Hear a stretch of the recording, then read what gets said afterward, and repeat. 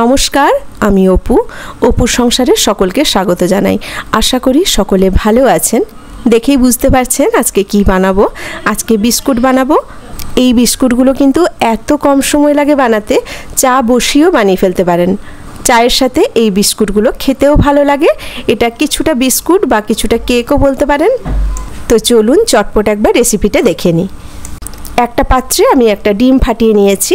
এখন ওর মধ্যে দিয়ে দিচ্ছি গুঁড়ো করা চিনি। চিনিটা আমি মিক্সিতে গুঁড়ো করে নিয়েছি। একটা ডিমে আমি 3 চামচ চিনি দিয়েছি। এখন ভালো করে চিনিটা ডিমের সাথে মাখিয়ে নিতে হবে। চিনিটা মাখতে একটু সময় লাগবে, তবে ভালো করে কিন্তু চিনিটা মাখিয়ে নিয়ে ওর মধ্যে দিয়ে দিয়েছি 1 চামচ ভ্যানিলা এসেন্স। সামান্য একটু লবণ দিয়েছি। এখন দিচ্ছি 1/2 চামচ বেকিং পাউডার। স্বাদের জন্য দিয়ে দিলাম গুঁড়ো দুধ। গুঁড়ো দুধটা দিবেন, দিলে খেতেও খুব ভালো লাগবে। 10 টাকার প্যাকেটগুলো একটা দিয়েছি।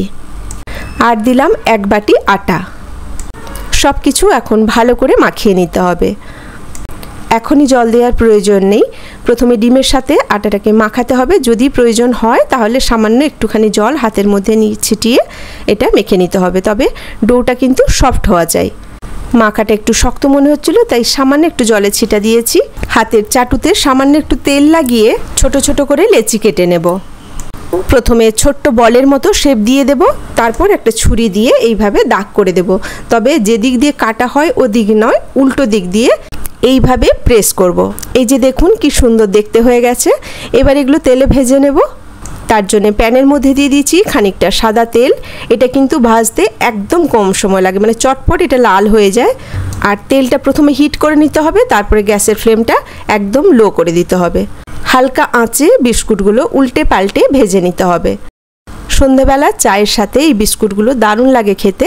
কেমন লাগলো আজকের এই রেসিপি ছোট্ট একটা কমেন্ট করে জানাবেন। আর যদি ভালো লেগে থাকে তাহলে একটা লাইক দিয়ে দেবেন। সকলে ভালো থাকবেন, সুস্থ থাকবেন। কথা হবে আবার পরের ভিডিওতে নতুন কোনো রেসিপি নিয়ে। আজ এখানেই রাখি। নমস্কার।